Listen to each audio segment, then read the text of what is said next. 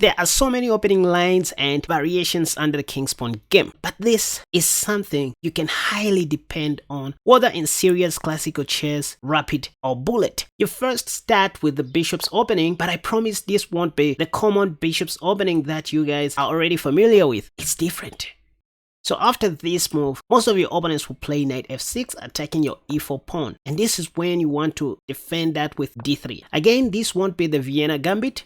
Trust me, in this position, you will see your opponents playing bishop c5, knight c6, and pawn to d5. Let's just look at these top 3 responses, beginning with the worst, pawn to d5. Here you just take. After knight takes, you now start thinking of attacking with every move you make, so that you give your opponent many chances to blunder. That's why I love knight f3, because it comes with an attack on e5. Black usually defends with knight c6, but the second most common move you're going to see is bishop g4.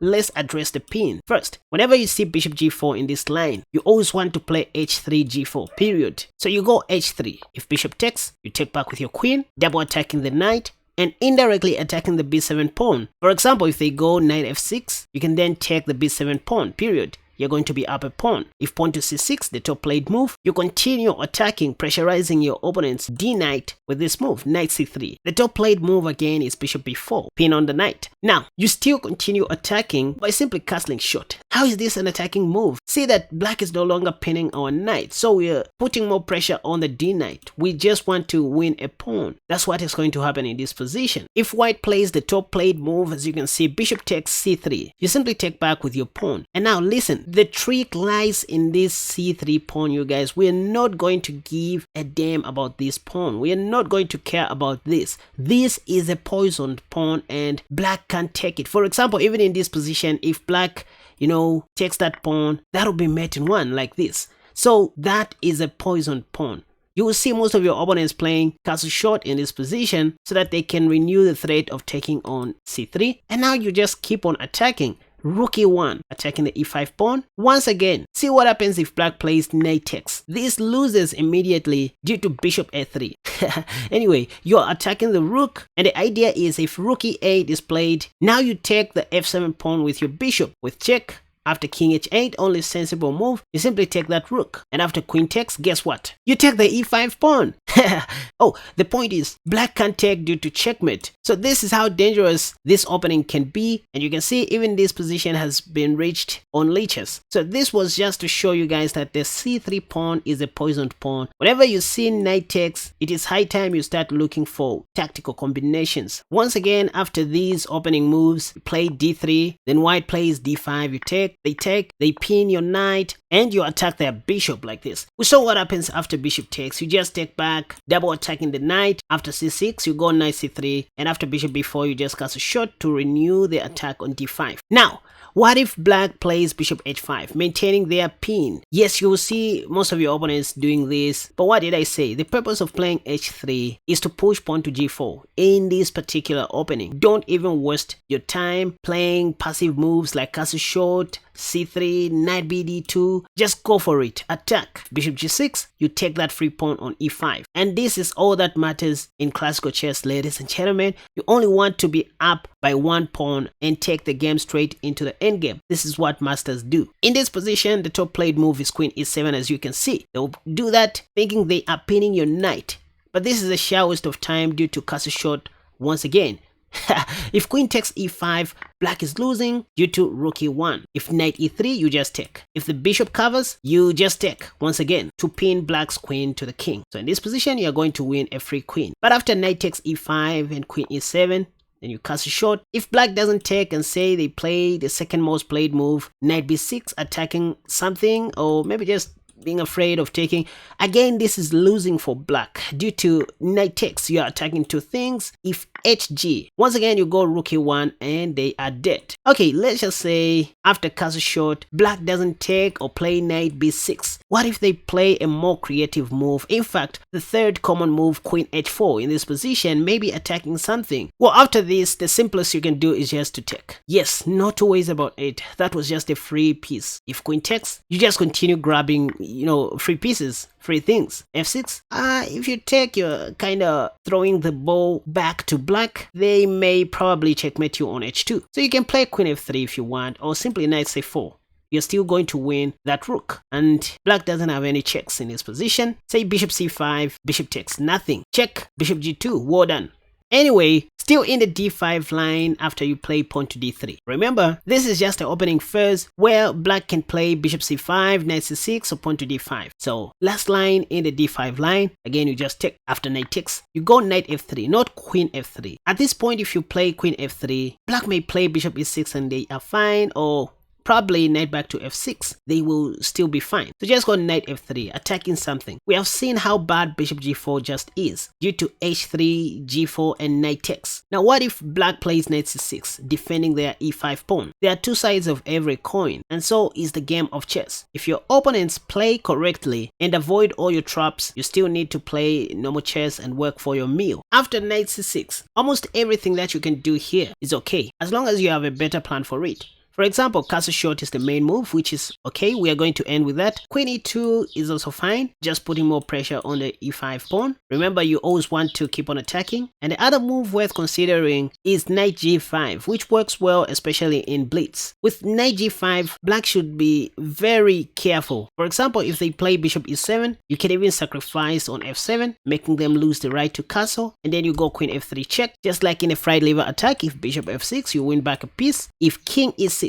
this is when you go knight c3, putting more pressure on the pinned knight. By the way, if you're looking at this, you can still take on d5 with check, because if queen takes, your check will come with tempo. So bishop b4 won't work in that instance. If knight b4, like what they do in the fried liver, you simply go a3, allowing knight takes c2 to happen, so that you go king d1. At the end of the day, you should be able to get back your piece. Note how we start taking with the knight first, so that we may move with a discovery. King d7, here you even have a fancy move, knight f6 check. Bishop takes, you go queen d5 check. If you're playing against Magnus or Hikaru, this is where you might end up making a draw like this. Pap, king e7, check, king d6, check. But trust me, there are some people who will still hang mate in one, like this.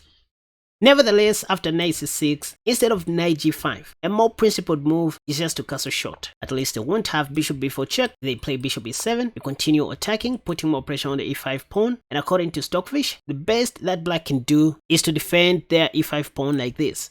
Otherwise, bishop g4 doesn't work, once again, due to h3 g4. For example, pap, bishop h5, g4, bishop g6, and knight takes e5. No two ways about it. If they castle short, there's a little trick in this position. You don't take the bishop, you just take the knight. For you to win a piece, queen takes, knight takes, queen takes, rook takes, and you are up a piece. So if anything, just remember that bishop g4 in most of these variations is a long-term positional mistake due to h3, g4, and knight takes. Of course, in this variation, your rook has to be on e1 for you to take on e5 with your knight.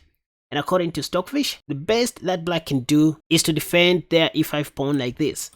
In the f6 line, you still go pawn to d4, and if black finds the correct move this time, knight b6, attacking your bishop, you always have bishop b3. If knight takes d4, you just take back, and after queen takes, it's up to you to trade queens if you want, or just go queen h5 check, provoke another weakness, then enter deep into your opponent's territory to disturb them. You have knight c3 coming, and this. Enough of pawn to d5 anyways. What if black plays the second most played move, knight c6, in this position? I mean, after you play pawn to d3, and then they do this. Whenever I see these two knights, I always think of the bishop g5 attack. This is one opening line that I have mastered throughout the years. I mean, where we end up winning a free knight or a free bishop somewhere on move number 13. Let me show you. So you start with knight f3 as usual, and black will play bishop c5 most of the times. And this is where you play knight c3. You first of all create this symmetrical position, and all you are waiting for is for black to play pawn to d6.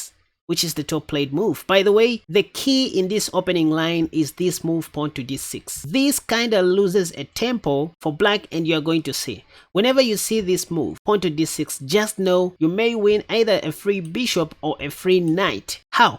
Let me show you. So after pawn to d6, you go bishop g5, pinning the knight. If h6, you take. After queen takes, you attack the queen and the c7 pawn. so black has to go back. And then you go pawn to c3, the key move in this bishop g5 Italian. Now see what is happening in the Lichess database. Bishop e6 is what most people play, which is a long-term positional mistake. How? If this happens, you just remember to go d4. After pawn takes, you take back. And the moment they give you a check like this, one of their minor pieces is going to die after knight takes. For example, if knight takes, you have queen a4 check, and you are going to win either the knight or the bishop like this. Going back a few moves, let's say this time black takes with the bishop. Again, you may simply win a free piece after knight takes, pawn takes, and queen c2. If bishop a6, you have queen takes c6 check, and you're going to win that bishop. If black plays pawn to d5, again you have b3, and after bishop b5 you have a4, and just like before, you win that poor bishop. So at the end of the day, black needs to find this move bishop e6, allowing you to get back your pawn on c6. After bishop d7, you just go queen c3 and then castle shot, just like black. From here, you're going to centralize your rooks and support your central pawns. Now, question, back on move 9, after you play pawn to c3. We saw that bishop e6 allows you to win a free piece in the long run. But what if black castles short in this exact position, not allowing you to take advantage of their bishop e6 mistake? From here, it all depends with what strategy you come up with. One strategy that I like the most, if this happens, is where I dominate the center and the queen side with my pawns. For example, almost all of my pawns will be arranged like this or like this. So this is where I would start pawn storming on the queen side, beginning with b4. After bishop b6, I just go a4. And after a6, this is when I take that monster bishop. After pawn takes, I'll just castle shot, putting my king to safety. If black ever plays bishop e6, there is this other plan of allowing this trade to happen. With queen b3, I'm preventing d5. If bishop takes, I'll be happy to take back with my d pawn so that I strengthen both my queen side and my center. Now it'll become easier for me to attack. If white plays something like queen d7, again there's this other strategy of putting your bishop on d5, kind of forcing this trade to happen so that I go knight d2 and pawn to f3 in the near future. Knight e7, again I would go c4. I just want to be solid on the center, by the way, and these are just strategies. Knight takes, I'll take back with the c pawn and open this c file. Bishop g4, the bishop was under attack. Now I go knight d2, and maybe this time if pawn to f5, I have pawn to f3 or knight c4 first. With knight c4, I intend to capture on b6 and win either the rook or the queen. So queen d8, f3, bishop h5, and pawn takes. Now, once again, after the first 3 opening moves of the game, instead of pawn to d5 or knight c6 right away, if black plays the top played move bishop c5, this may also transpose back to the bishop g5 Italian, which I just showed you. So you can still go knight f3. And see what I'm telling you guys, sooner or later, white is going to play pawn to d6. You can see that's the top played move in the Lichess database, even in the Masters database. Even if they play knight c6, just know that sooner or later they are going to play pawn to d6. Anyway, let's do that. You know the plan. First of all, want to finish your development before castling short, and it doesn't even matter even if black castles short first, because anyways you can still go bishop g5, and after h6 you take and go knight d5. But if you look at this specific position, things are a bit different.